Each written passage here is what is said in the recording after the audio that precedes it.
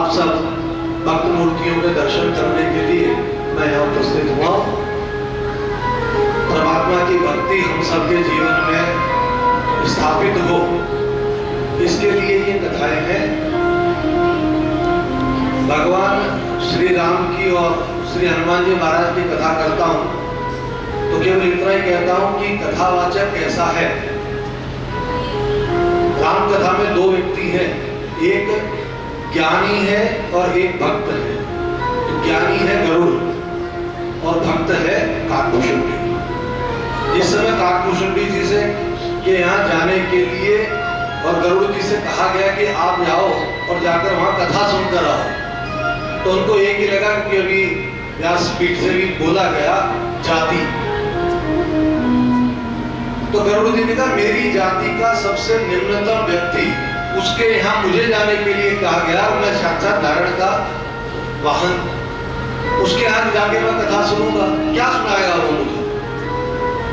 तो अपनी कथा के लिए काकभूषुंडी जी कहते हैं मैं तो कौवा हूं और काव काव काव करता हूं, इतना कर्कश बोलता हूं कि लोग मुझ पर पत्थर मार के भगाते हैं कि चल भाग यहां से।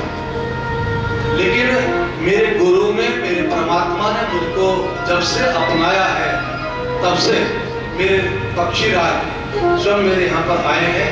ये मेरे जीवन की धन्यता है। व्यासपीठ पर व्यक्ति बैठा क्या बोलता है ये वो नहीं जानता। जो उसकी व्यासपीठ उससे बुलवाती है, उसकी गुरु की कृपा उससे जो बुलवाती है वो वहां पर बैठकर बोलता है।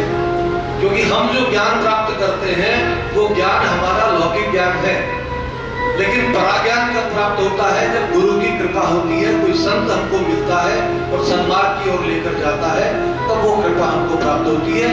तो ऐसी कृपा जब हमको प्राप्त हो जाती है तो उसके कारण से हमारे जीवन में भक्ति आती है और भक्ति आने के बाद जीवन के सारे संशय दूर हो जाते हैं।